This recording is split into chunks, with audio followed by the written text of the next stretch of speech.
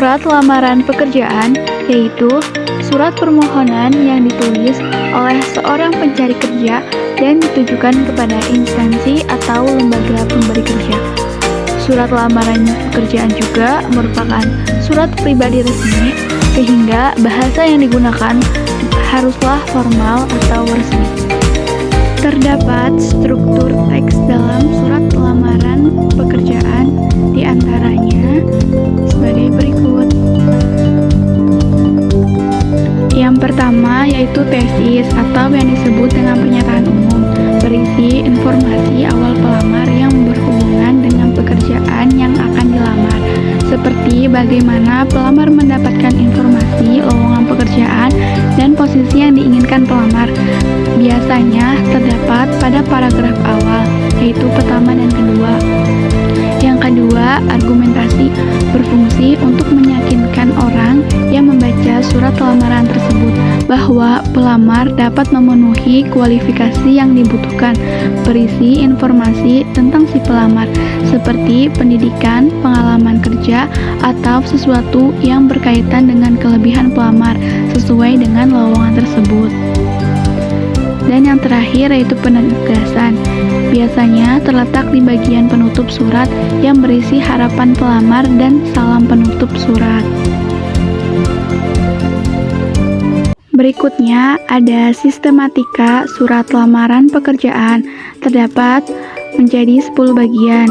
Di antaranya yaitu pertama, ada tempat dan tanggal surat. Yang kedua, hal atau perihal surat. Yang ketiga, lampiran. Yang keempat, nama dan alamat surat. Yang kelima, salam pembuka. Yang keenam, paragraf pembuka surat. Yang ketujuh, paragraf isi surat. Yang kedelapan, paragraf penutup surat. Yang kesembilan, salam penutup. Dan yang terakhir, yang kesepuluh, tanda tangan dan nama jelas atau nama terang. Selanjutnya ada daftar riwayat hidup atau yang memiliki istilah kurikulum vitae atau CV, merupakan sebuah dokumen yang memberikan gambaran mengenai pengalaman seseorang dan kualifikasi lainnya. Adapun sistematika daftar riwayat hidup, terdapat 8 bagian. Yang pertama, judul bertuliskan daftar riwayat hidup.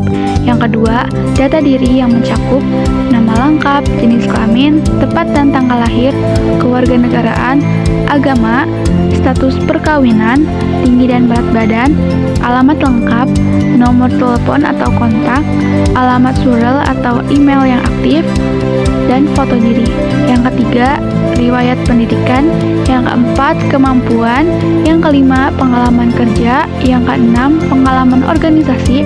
Yang ketujuh, kontak perekomendasi. Dan yang terakhir, yang kedelapan, tambahan informasi lainnya atau sertifikasi dan pelatihan. Terdapat sistematika surat berdasarkan ketepatan pilihan kata. Yang pertama, menggunakan kata ganti persona. Yang kedua, menggunakan kata sapaan. Yang ketiga, menggunakan salam pembuka. Yang keempat, menggunakan salam penutup. Yang kelima, terdapat ucapan terima kasih. Adapun berdasarkan sumber yang diperoleh pelamar. Yang pertama ada internet, media cetak, dan inisiatif pribadi. Dan adapun berdasarkan ketidakefektifan kalimat dalam surat lamaran pekerjaan. Yang pertama ada unsur kalimat, subjek dan predikat tidak lengkap. Yang kedua menggunakan kata secara boros. Yang ketiga penulisannya tidak sesuai dengan puebi. Dan yang terakhir menimbulkan makna ganda atau ambigu.